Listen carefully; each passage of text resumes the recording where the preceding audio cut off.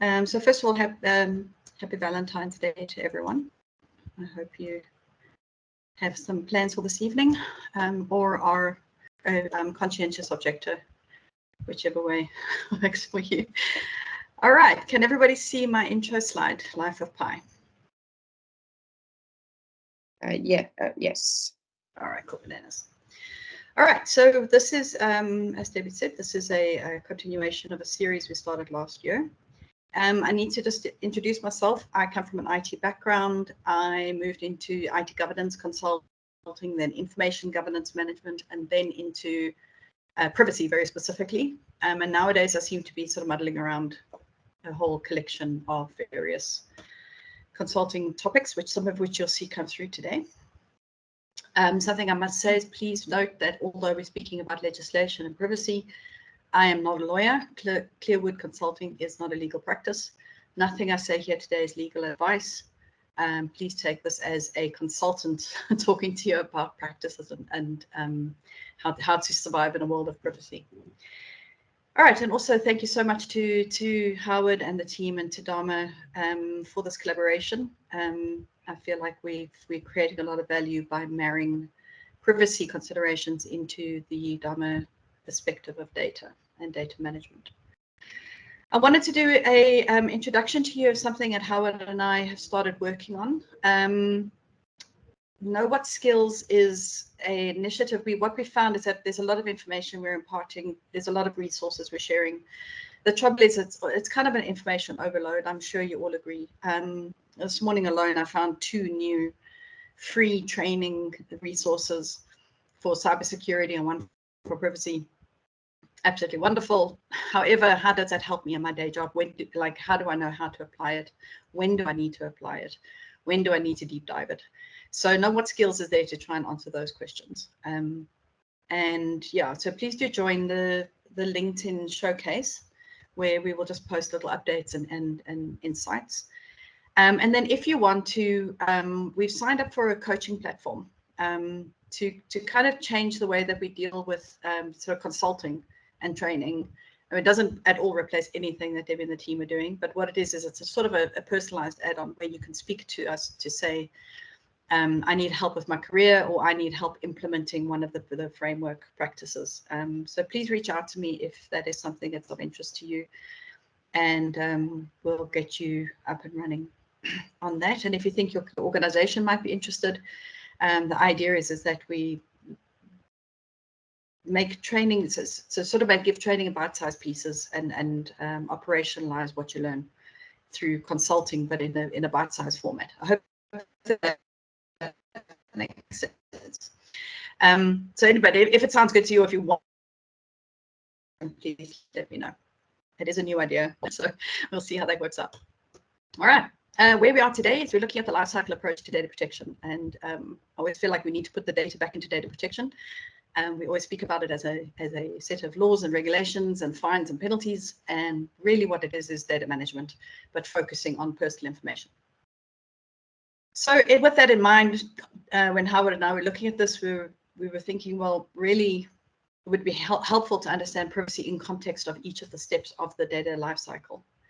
So we've been through a series of talks, and we are now in the February designing for PI over here. And as you can see, we're kind of at the end of it. We've spoken about, we started with disposition, like disposing of PI, which is probably one of the harder things to get right. And we've moved backwards through the life cycle to now where we're kind of bringing it together. So if you feel a bit lost at any point, or if you feel like you need more information, please feel free to stop me. And if we have covered it in the past, I'll let you know, because we do have those recordings available. All right, so I want to just quickly go over role players and my personal view of privacy management, which is that we need to focus on the riskiest risks. Now, my focus for these talks is POPI, right, which is Protection of Personal Information Act, POPIA, the South African legislation for privacy.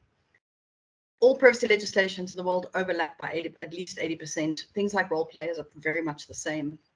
So this will apply to you regardless of the legislation. You might have slightly different terminology. So just in short, we have in the center of it all, we have the responsible party. All legislation is bigger on accountability. Okay, and as we talk about designing for privacy and designing for personal information, keep in mind that accountability is a very key part. We always need to understand, are we accountable for this? Are we the responsible party? The equivalent in GDPR is the controller. So you need to understand your role, and we also need to understand our data subjects. We need to know who are these people whose data we are collecting. And this is where business analysts and developing user profiles and personas will become very, very helpful if you think of them as data subjects. When we flow that information into our systems, and we tend to have third parties who we pass the information on to, or we host the data with them, or they manage our IT systems in some way, or maybe it's a software development house who's going to do some of the software for you, or maybe it's a platform or online, a software as a service platform. Those are your third parties, and because they're processing personal information under POPI, they're operators. Under GDPR and many other legislations, they would be processors. And there are rules around how we manage them and due diligences we need to undertake to make sure that they protect privacy and the right to privacy in the same way that we do. And then in South Africa, we have a legislated role called the Information Officer. This has nothing to do with the CIO. This is not a Chief Information Officer. It is an officer. It's a compliance officer who looks after information, but it's in POPI. This is legislated as the head of the organization. So it would be the CEO. If you're a small business, you would be the owner of the CEO of the business. If you're a sole trader, it's you. But it's the head of the organization. That role normally gets kind of passed on to somebody who becomes the registered information officer on the information regulator's website. It's very similar to a data processing officer, except that it's mandatory. Right, so it's a given that there will always be an information officer in a South African organization. Any questions on that before I move on? Are we all good? I'm trying to sort of keep the. Let me see the chat here. Okay, good. All right.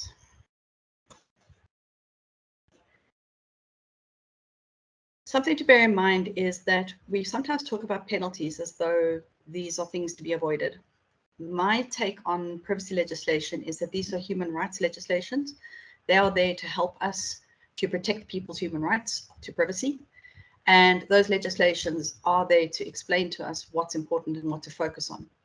Knowing what the penalties are really helps when it comes to prioritizing what you need to do and where you need to focus your efforts.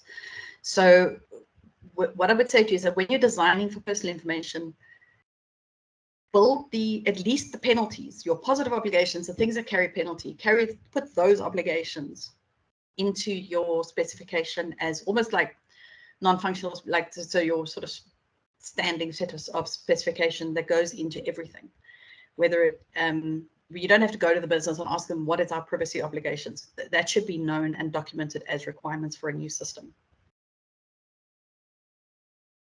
In POPI, it's pretty straightforward. We really have kind of three ways to win the prize, to get to get a fine. And account numbers weirdly is one of the highest ones.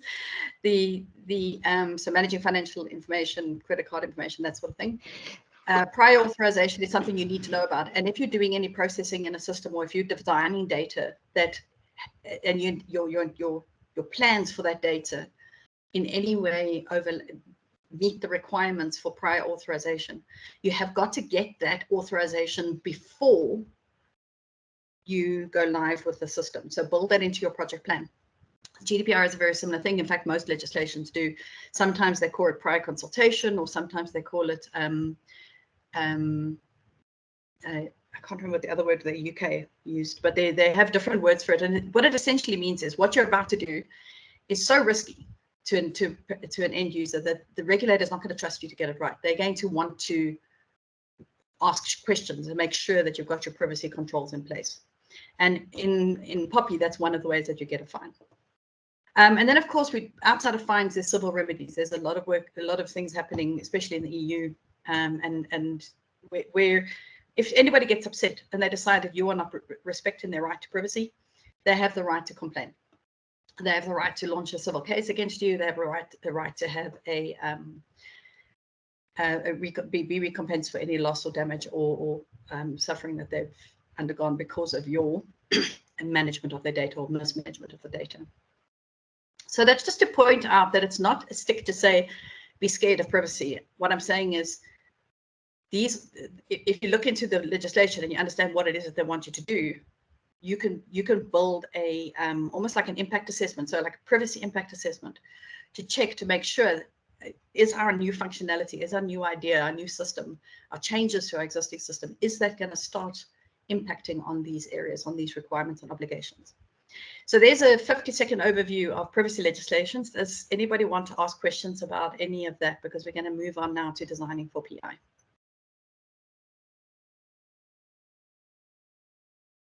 Hi, Caroline. Sorry to interject here. Sure, go for it. Okay, thanks. Thank you so much for putting this together. We really appreciate your time. Just a quick question on prior authorization and failure to obtain. In what scenarios typically do you need authorization from the data subject? Okay, I am going to show you. I'm going to give you a link. What I'm going to do is I'm going to give you a link on my website where I talk about that. Okay, thanks. It is something that can change over time. So I always feel like, know where the regulator's website is. Are you speaking from a South African point of view? Yes, I am. We do adhere to the POPI Act quite extensively.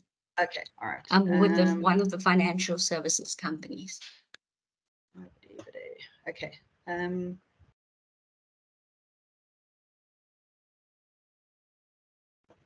Okay, wait, I'm going to have to expand my screen. Hold on, sorry. Privacy compliance block. There we go. Okay, so I've got it up on my website because it is a question I get asked a lot. Prior authorization, what it is, when you must apply, and what are the penalties. Okay, thank you so much. Appreciate that. Looking at that now, I'm thinking, have I reviewed that recently?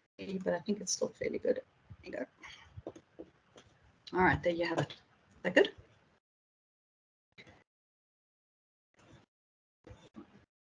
All right. Yeah, it's very clear. There's 4 things, and the regulator can add to it. Any other questions before we move on? Okay. I don't know where my view has gone. Okay. Right, let's talk about designing privacy compliance systems. We're going to touch on three topics. And the last one, the resources, I really just have something I want to show you. We're not going to talk through it too much. But what I wanted to talk on, first of all, was the framework that I'm using to help me to understand the role, the various roles, the collection of roles that happen in an organization. This is not data specific. You might be going into a project specifically as a data person, given the webinar. However, it's equally relevant to business analysts, project managers, product owners, whatever your role is in an IT system project. So first and foremost, I wanted to introduce you to the SEIR Framework if you haven't seen it before. I'm certainly now centering my whole business around this because I feel like we really need to get solid advice on how IT skills and technical skills are defined. We need a definition for these skills, and we need to know what the responsibilities are in each of these responsibilities. So what SEIR is, just by way of introduction, it's basically for creating a common language framework that everyone can look at, regardless of your role, whether you're an employer or a HR manager or a technical person trying to forge your career. It's a way of creating a common language, as all good frameworks should be. And it has the perspective of looking at you through the lens of your experience, your professional skills, the types of behaviors that are required from somebody depending on the level of responsibility, and whatever, and the knowledge that you require, which is obviously underpinned by your qualifications and certifications. So qualifications and certifications are kind of secondary a bit in SEIR. What they're saying is that if you're going to take on the role of product owner, what are the things you need to be able to do? The other thing that they do is that they define levels of responsibility. So they help you to know, you know, am I at the level where am I kind of junior, where I kind of follow or assist at level 1 or 2, or am I at the level of a CIO or a CDO where I'm setting strategy at level 7? So it's quite a nice framework because every skill is broken up into these 7 levels of responsibility. Just as one of the things I put up for you on that LinkedIn page I told you about is a free assessment where you can go in and go through the self-assessment for the SEIR levels of responsibility. The report just will get emailed to you, and if you want more assistance with that, you can always get in touch. Good. Alrighty, let's talk about privacy by design. Does anybody want a demonstration of the SEIR framework, how it looks? Should we wait till the end? I'll show you, I'll open up the SEIR framework and show you how privacy by design skills are mapped out in levels of responsibility in each role. Or do you want to do that now? Karen, maybe if I can, sorry I'm late. Just to share with you, and I think I've shared with you before, is we use this extensively in our data strategies. When we basically said, this is what the company would like to achieve, we would then go and map that to the SEIR framework to understand what sort of roles and what level of skills. Now, it's great to have something like that, because without it, not many people agree with what those different levels are. So it's a fantastic framework to have that you can map everything to, and it's got good definitions and everything there that you need to build a sort of team roles and levels. Yeah, so just to give you a view of it, it's very comprehensive. It's got all the different categories of skills. And then I was looking very specifically for today at the way that they describe privacy. Say, for example, if we look at business intelligence, data visualization, data engineering, database design, or let's say if we go into which one's the most relevant, do you think, for this audience, Howard?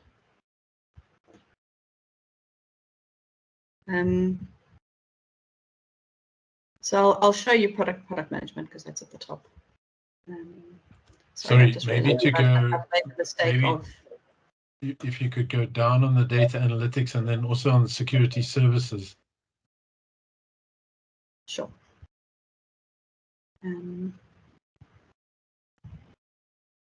Data analytics and sorry, which one? So you had there was a nice screenshot Am I still that sharing? you showed. You are, but sharing? it's gone to skills profile, so it's not showing. We're seeing your Am I PDF. showing product management? No, we're seeing sorry, your I lost track PDF of what about SFIA. Okay, I'm going to stop sharing, and I will pick it up again.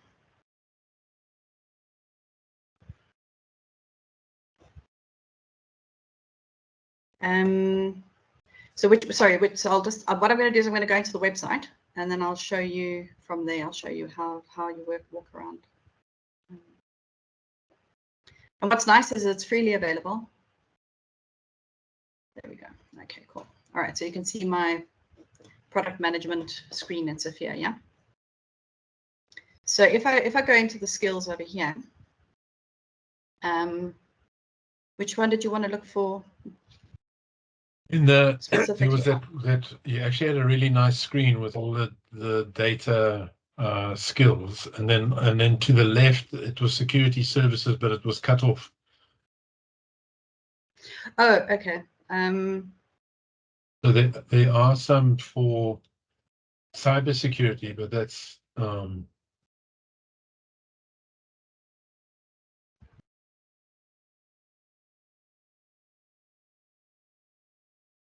I was trying to see what you meant. Because the framework that I've got.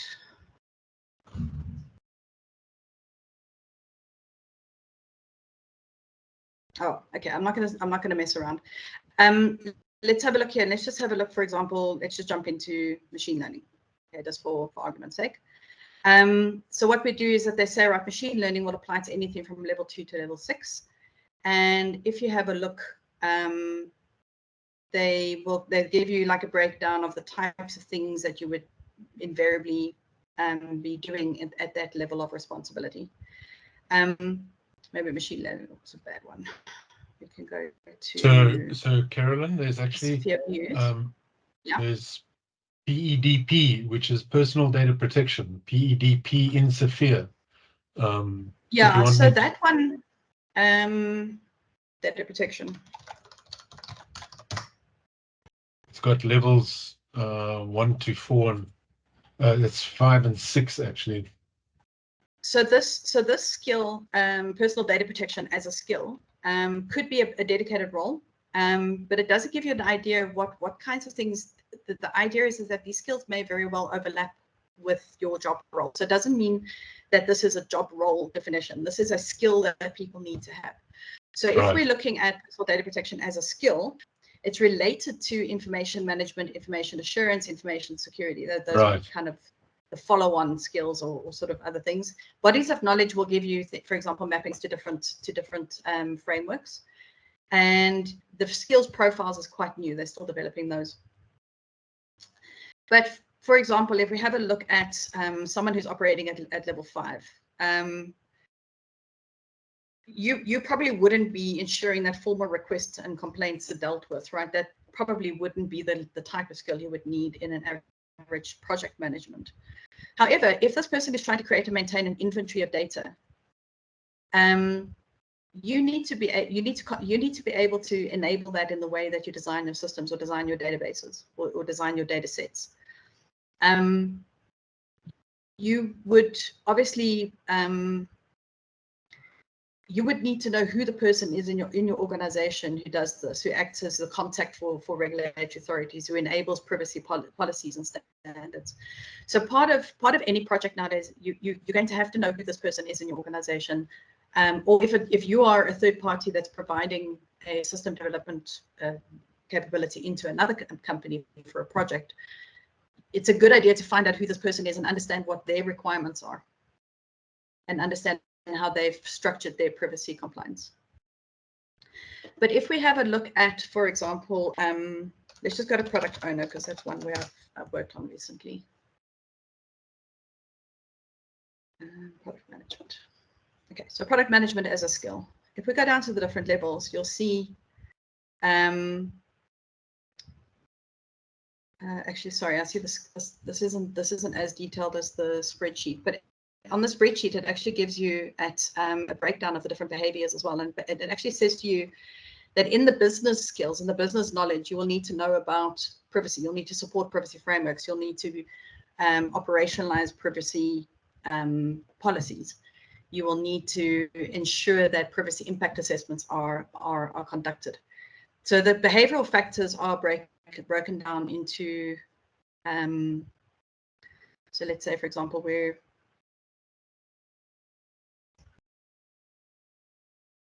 So Caroline, if you look on, I've put two screenshots in the chat, and there's data management. So when I drilled from privacy into information management, I then got data management, and then the things that need to be done. So, for example, develop plan, policies, practices related to areas like classification, storage, security, quality, sharing, availability.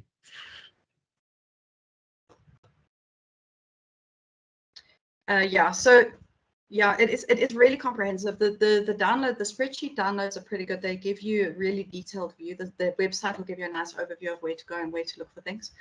But once you download the spreadsheets and you look into the skills and look into even have spreadsheets that you can download and have a look at, you can just do a search for privacy and you'll see exactly where privacy fits into each role and exactly in which skill and at which level. you need to be operating in. So it's a really nice way to understand privacy in context of your role. Is that helpful to everybody? Sorry, I kind of fudged that one a bit in terms of presentation, but because I think I closed the document I wanted to show you. But is that helpful? Do you want? I can always come back to it again at the end if you want to see that spreadsheet. I can go dig for it. Okay. All right. So back to the presentation. So we are now looking at what privacy by design is all about. So this is one of the fundamental sort of things that are developed through privacy legislation. GDPR mentions privacy by design very specifically. POPI doesn't mention it specifically, but it definitely alludes to it. It says that you need to proactively do assessments to make sure that any changes or systems are working. And the way that POPI is working is that it doesn't dictate to you what you must do, but you would certainly be expected to apply best practice. So, you know, the regulator would expect you to say, oh, we do privacy impact assessments. Why? Because that's best practice. And in designing systems, they would want to see that you are applying privacy by design, even though they wouldn't maybe not specifically mention that. So first of all, just to be clear, it's privacy by design and privacy by default. They go hand in hand. It's two slightly different things, but they do work together. And you can go online literally to any of the regulators, authorities, supervisory authorities to get insight into exactly what privacy by design is and what privacy by default is. What I wanted to highlight to you, though, is some very fundamental things. The key thing is privacy has to be discussed at the point of design. It's in the name. It sounds kind of obvious, but somehow we seem to miss this. And I'll give you a story of one time I was where I saw how design, not thinking about systems and data in design, can be really problematic. Now, this isn't specifically privacy, but you get the idea. I was working in Qatar for the government hospital, and specifically the women's hospital.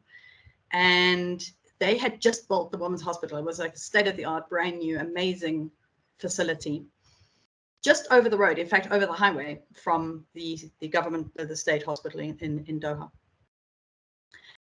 And they built the whole thing. They got it all ready. It was ready to open doors. And then they were like, right, now we must get the computers in here.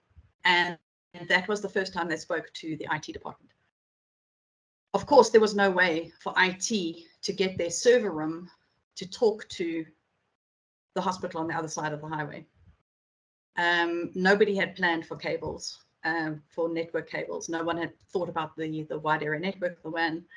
And they now had a highway in the way between the two buildings.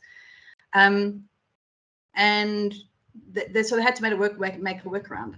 One of the problems they ended up having was that the network cables had to run next door to up and down the elevator shafts next to the electric cables, which of course is not ideal for network connectivity, all sorts of problems. I'm not a network engineer, do not understand hardware, but I kind of got the idea that this was problematic. And I thought it was such a lovely analogy for the way that we build software, because that is what I have done in my life. And I know how often software gets built without consulting with the people like the privacy officers or the people who are the experts on privacy, to understand how this particular functionality or this particular system or this particular requirement is going to impact on privacy. And privacy by design says, think about this at the design phase. So for example, if you think about all the things we've spoken about in this series, when you design the system, think about when and how must the data be deleted, right? What's our retention policy? Or how do we indicate retention policies? How do we make sure, do we need to have encryption at rest? You know, are there requirements? Are we dealing with any sensitive information? How do we classify and categorize the personal information in the system? And apologies, I speed wobble. One of the dangers is that we run ahead and, for example, we create a taxonomy of the information in the system, and we create a taxonomy we say, oh, well, there's personal information, and then we create a little taxonomy for that. really what you want to do is plug into the data management structures that are already in place in the organization. So if your privacy officer already knows what the data subjects are called in that organization, it's a good idea to get your data, your things like your personas, named in the same way. Does that make sense? So if you're speaking about a student, but your privacy policy talks about learners, that's problematic. It's the same thing, but now you're creating a mismatch in the way that you talk about one of your data subjects. Does that make sense? I don't know if I'm making sense at the moment. There are a lot of guidelines online. Honestly, ChatGPT it if you don't Google it. But the key thing is to make sure that you're mitigating risk, to make sure that you are conforming to the way that the organization already manages privacy, and also to bear in mind that that organization's privacy obligations might not be just for PIA. Many South African organizations have to comply with the UK Data Protection Act, or the GDPR, or UK GDPR, sorry, the EU GDPR, or any number of other legislations. The Kenyan Privacy Act, the Nigerian privacy. In fact, Botswana's just had their privacy legislation come through. So just be aware of the fact that it might not be enough to just read up about GDPR or read up on the guidelines from the UK ICO. You need to also talk to the privacy officers or privacy enablers in the organization in order to understand what that organization's obligations are. Any questions on that, on how you might do that, or any problems you foresee in that, in getting that right? In terms of understanding what your obligations are, making sure you are implementing them at the design phase, and that you're building in the controls that are necessary, and aligning to the terminology that privacy, in the way that the organization already talks about privacy. Yeah. Okay, then just as we start going into it, if you dig into it, which you will, it gets technical. You know, we start talking about encryption and pseudonymization, which today I'm very eloquent, so I am not going to try to say that again. There are a lot of things that need to be thought about, and this is not I'm not going to attempt to train you on privacy by design. What I do want to do, though, is just give you some guidelines on things to think about. So the first thing is, yes, you can go and dig, and you can find lots of information. What I recommend, though, is go for authoritative sources. Understand which legislations or which jurisdictions apply to the system and to these data subjects, the end users, and make sure that you get the authoritative view of what those sets of legislations require from you. This should be summarized into the organization's policy on how they manage privacy. It can get even more technical, guys. There's literally no level of there's just no limit to how much you can dig and read. I think I came up with something like 70 articles before I turned around sideways. But what I would say, and I think that this, in fact, I think I probably got from Copilot, Microsoft's AI. So you just ask the right questions and you'll get lots of information. But please make sure that you're always working from authoritative sources, and always go back to what is it that our legislation requires of us in our context and with the context of our data. There's a sea of information out there. And we end up walking around in a maze and kind of just wondering, you know, what all do we need to do? Now, you know that you're in South Africa, right? Let's assume you are somebody who's working on a project for a company who is in South Africa. So you know PIA definitely applies. The other thing we need to do, though, is we really need to keep our end users in mind.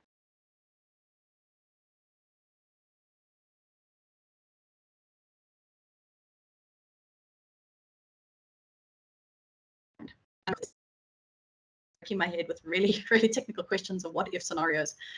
The most important thing you can do is to take it right back to the person who's going to be using your software, or the person who uses your system, and look at where in the world are they, what are their data privacy rights, and what are their expectations from your system, and how are they going to feel about it. Okay. And then to bear in mind that we might actually have a lot of different types of people. You might have young people, you might have disabled people, you might have people with learning disabilities, you might have young children, you might have children. You need to really understand what are the different types of people who are going to be using my system. And when I gather data about these people, what sort of people am I representing? You know, I'm becoming a custodian of the data of these people. Make sure you keep them real in your head. Don't let them become, you know, just data entries, end users, which honestly is a phrase I hate. Don't depersonalize them. Make sure you keep it very personal. Understand who these people are. And a nice way to do that is to build your customer experience, keep customer experience in the foreground. Make sure you understand what experience do I want people to have. And the key thing with privacy is you want to be operating up here on the top 3 rungs of the customer experience pyramid. You want to be providing people what they need without them having to ask you, right? So if I come to you and I say to you, what data do you have about me? You should be able to, you should provide that to me without me having to ask you. That should be easy for me to do. Provide me.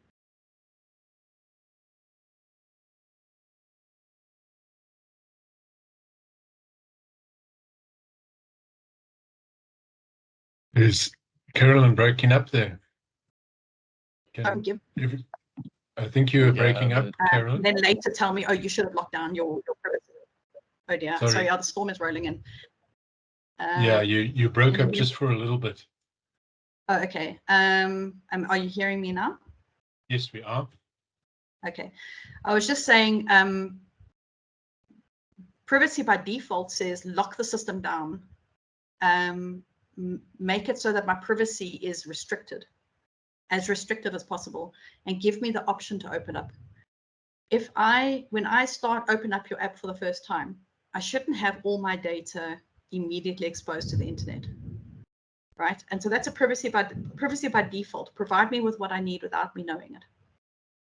It's just another key way of looking at privacy by design and privacy by default.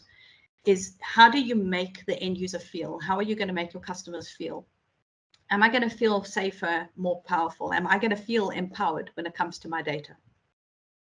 And if you keep that perspective, privacy by design and privacy by default becomes much simpler. Does that make sense? Caroline, I wonder if sorry, Caroline. Mm-hmm. I wonder if have you read anything about CARE, which is for Indigenous data governance? Yes. I put a link. Are you talking about the CARE framework that was developed by the NGO in America? It's actually Australia, America, and anyone that's like the Aborigines and the First Nation people and things like that. So they've got quite a few principles on looking after those people as well. Yeah. There's a lot of really nice frameworks like that. Yeah, I just looked it up. It is the one I'm thinking of. The CARE framework, I think it was originated out of a NGO, and then they actually passed it on as a framework. And there are a lot of really nice frameworks like that.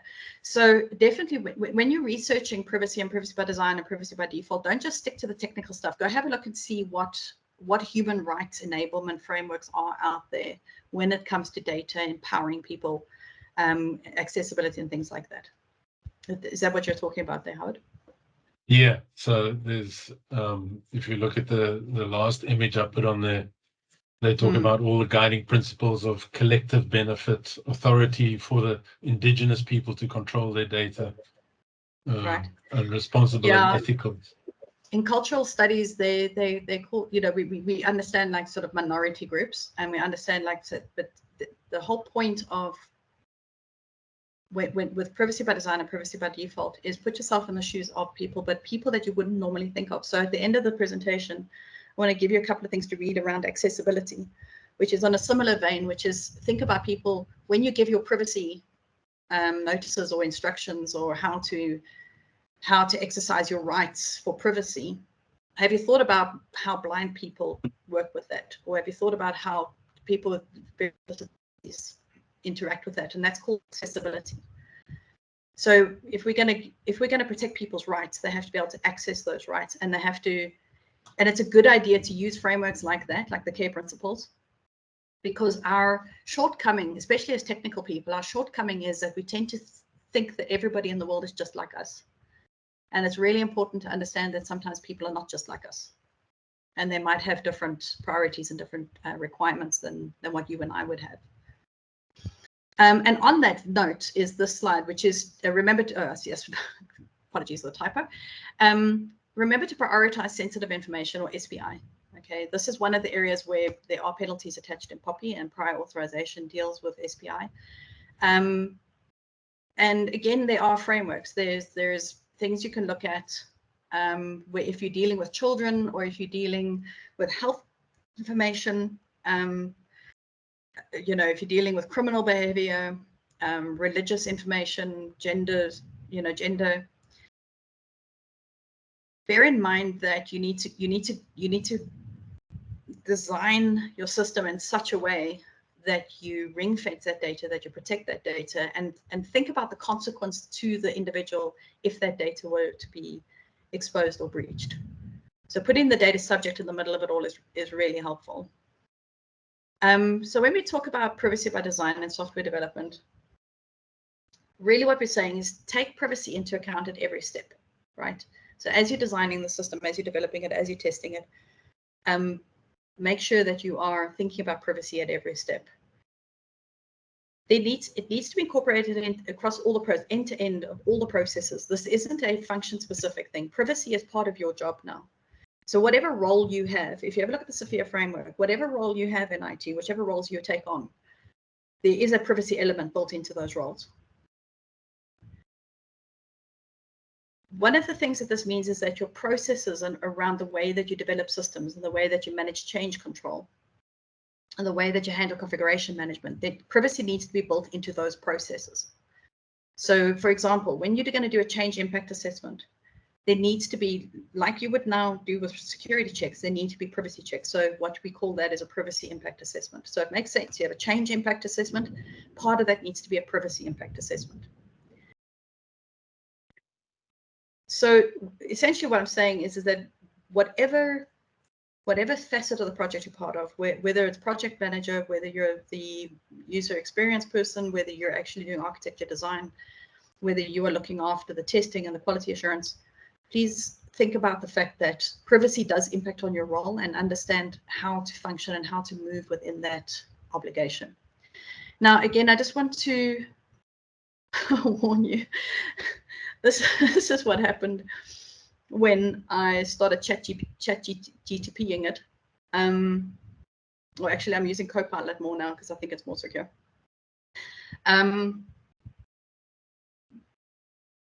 The bottom line is, don't get overwhelmed with information, right? Like, there's an awful lot of stuff that's out there. Bottom line is, get a focus onto the design phase. So retention and disposal will be so much easier to handle if we handle it at design phase, and build that into whether it's a new project or whether it's a change or whatever it might be. Does that make sense? Okay, so anyway, that's what I had to say about that. So now we're going to just talk about resources. A couple of little hacks that I've learned along the way. Obviously, like I've pointed out, Copilot, just ChatGPT are your friends.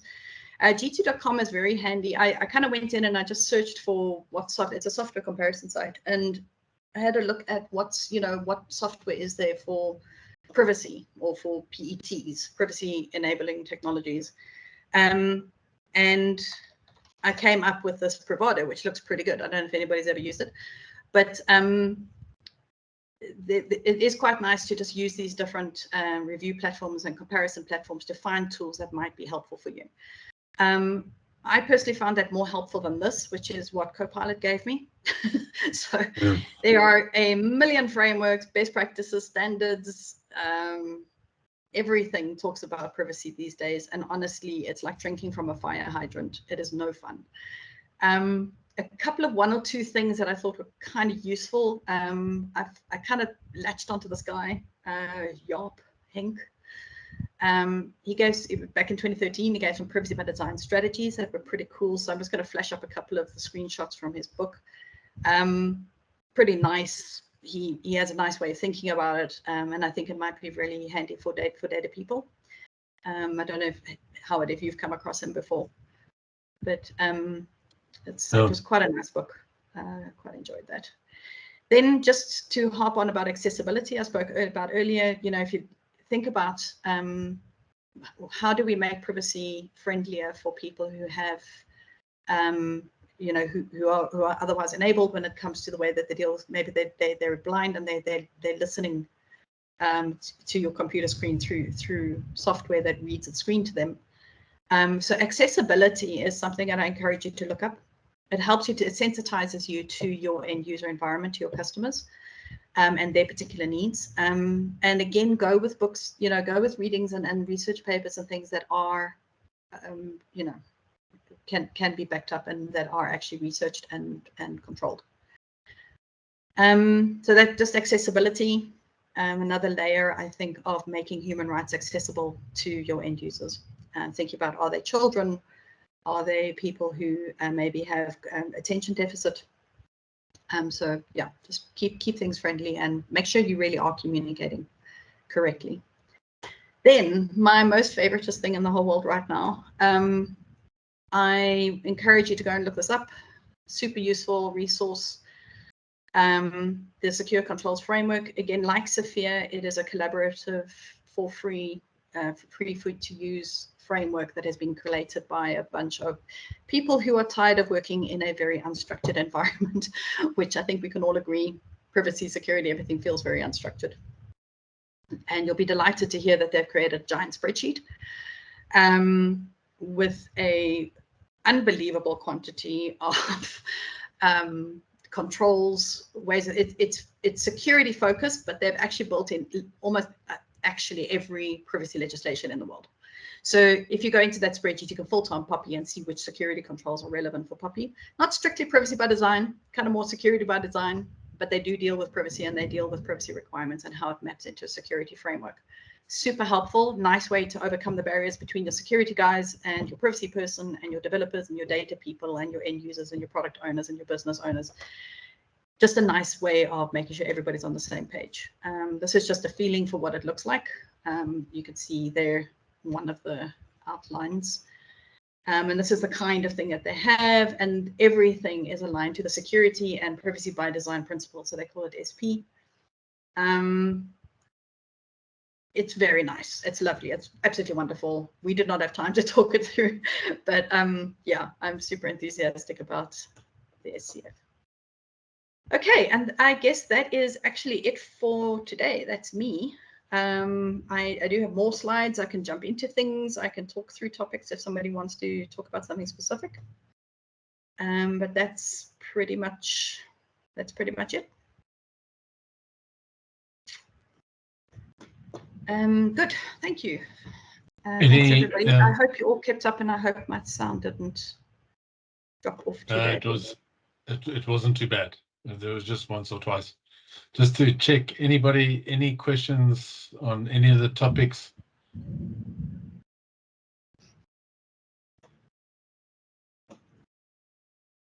Majela, sorry. Anything from your side? Hi, no, at the moment, Okay. I just listen. Thank you, Howard. Yeah, it's a pleasure. Fantastic. Mayela, since you got your mic on, was that helpful at all? Did that kind of give you a perspective on privacy in projects?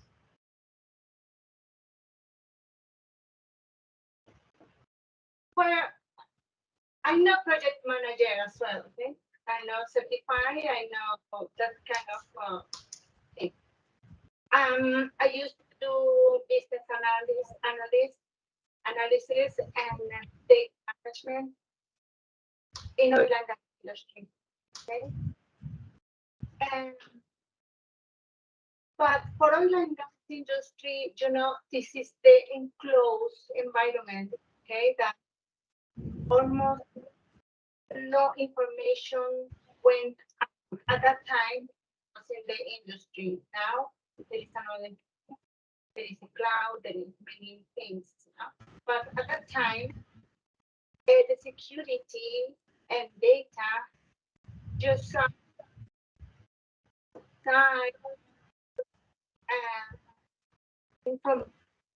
all, because people manage the data privacy, and the oil and gas industry took care of keep the data inside. So if I hear you correctly, you're saying that the privacy was sort of out, you felt like it was outside of your scope of work. Is that what you're saying?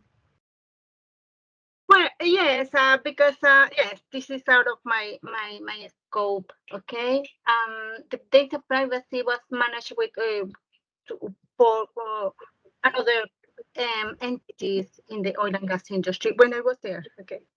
Mm. Now I'm not sure. I'm out. Okay, thank you. Thanks for the input. Anyone else? Martin?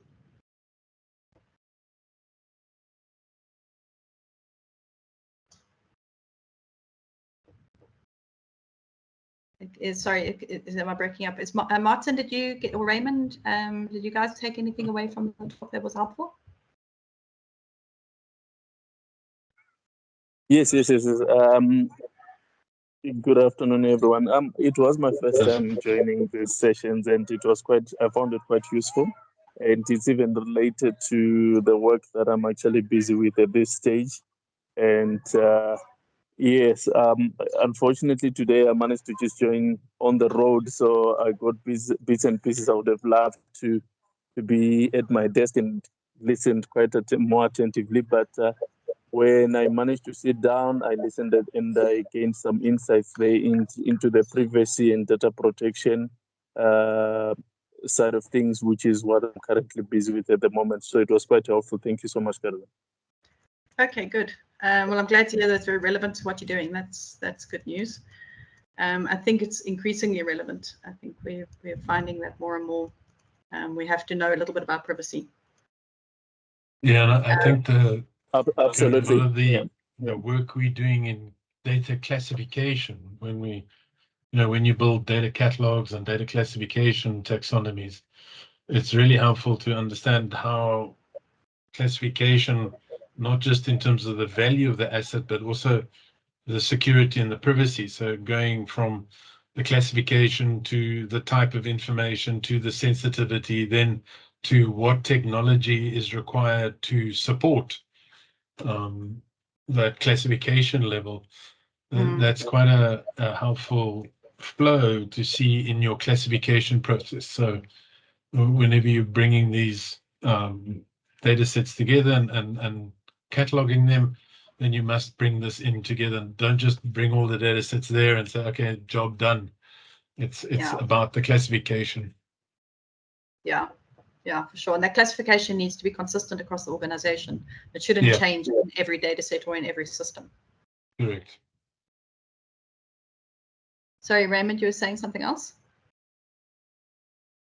Yes, I wanted to pose a question to the forum to then just to pick some thoughts around the difference between the programs when driving data protection versus data privacy. Where would you pick similarities and differences, if any? So privacy is the human right. So we have a human right to privacy. And very often we'll have legislations that are privacy legislations. But the origin of all of this was the OECD, which is the Organization for Digital Enterprise. I think it's like basically a digital economy, was one of the things they're concerned about. And they, right back in the 80s, started saying, well, if we're going to start passing data around the internet, and if we're going to start doing digital payments and having online shops, well, we need to start thinking about securing the data so people don't suffer loss. So they would have started talking about data protection because they're worried about the data. But the reason we manage data is to protect the human right to privacy. But honestly, when it comes to legislations and the frameworks, if they talk about data protection or privacy, it's pretty much the same. In my mind, it's a little bit of a Venn diagram where data protection leans more towards the technical side and a little bit more towards the security side and a little bit more towards data design, and how we secure that and manage that data. But it's got to be done with the perspective of privacy, which might be a little bit broader, because privacy can be more than just a digital system. Like privacy can come from, for example, if I'm in the pharmacy and the pharmacist is looking at a screen and she has another patient's thing open, and somebody else's record open, I can see that person's details on her screen. So having, hiding the screen away from general public, making sure we actually saw this in one of the car dealerships where, when they would work in a showroom, and have tables around a showroom, and people would sit down and go through all their financial information to buy a car. And then they would leave the screen on and walk away. And the next person would sit down and see the previous person's financial information and home address. And, and it might be a famous person. It might be someone they know. So so privacy goes a little bit broader than just pure data protection. Does that make sense? Does that make sense, Raymond? Absolutely, it makes sense. And so basically the broader conversation should have three aspects. Then we're talking about security, we talk about privacy, and we talk about the protection. Then we'll have the complete picture. Yes, protection, data protection. Data protection. Yes, correct. Yeah. Yes. Yeah. Because this is why I'm working with Howard on this, because I feel like the data management capability and the types of the DAMA DMBOK framework has a lot to bring to the conversation when it comes to privacy, because there are already mechanisms. For example, the POPI says you must manage data quality. DAMA DMBOK tells you how to measure data quality. So it makes sense to bring those two things together. Okay, great. No, thank you so much. So I think why I'm asking is, let's say one has got a specific task in to say, can we drive programs that drive, say, data security, data privacy, and data protection? Would you separate those, or you would recommend that they be run concurrently, working hand in hand, and possibly getting to share principles and responsibilities of the stakeholders that are supposed to drive those initiatives? Or would you rather run those initiatives separately? No, I think every stakeholder and every role player in a system, in a system build or design, needs to be cognizant of all three. And I think you need to be very clear about security, very clear about privacy, very clear about data protection. And I think everybody needs to know a little bit that, we can't all be experts. We can't all be experts on privacy, but we certainly should know who to ask, and we certainly should think about it, and at least get that insight of what it is that needs to be done. So my goal with these talks is to make sure you're asking the right questions. I'm not going to teach you how to be a privacy expert. Yeah. And absolutely. No, I mean, I appreciate it. Yeah. Just to add on to what Caroline's saying, I've seen a few banks that have a completely separate privacy department to a data governance department, and then also some cybersecurity, which is to an extent responsible for the data security. And they trip over each other all the time in terms of trying to build a comprehensive view of, and if you just remember my thing on classification, it sort of starts off with the data catalog, which is the sort of data management. And then within the data catalog, we look at the attributes and the classification, and then you get into the types of information and the privacy side, and then you get into the data protection, being the access and the encryption and things like that. And they all run through all three of them. So it's a process that deals with all three of those areas.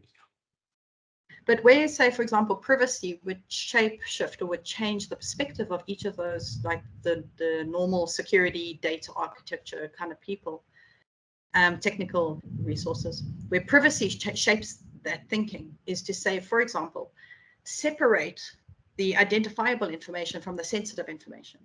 So if I'm collecting information about disabilities about a child, make sure that if somebody hacks that data set, that they've got no idea who the child is. Yeah. Don't put it all together in one place, right? Keep it separate. And it's very similar to the credit card stuff. Yes. Where you should not be keeping all the items sensitive to credit cards in the same table. That's just a complete no-no. You've got to separate them out. Yeah, PCI DSS was actually, I think, one of the better ways of understanding concepts that privacy is trying to get across with data protection. Good. Well, guys, I'm cognizant it's 5:10. I'm sure everybody wants to drop off. I hope you're all going to Valentine night out. And thank you very much for your attention and for your questions. Next month, we will talk about planning for PI, and that I'm going to deep dive privacy impact assessments. So I'm going to really talk you through what is a privacy impact assessment? What does it look like? What are the questions? What should we know? So that summarizes everything that has gone before. Thank you very much. Okay. Thanks. All right, great. Caroline. Thank you. Have a wonderful evening. Okay. Cheers, everybody.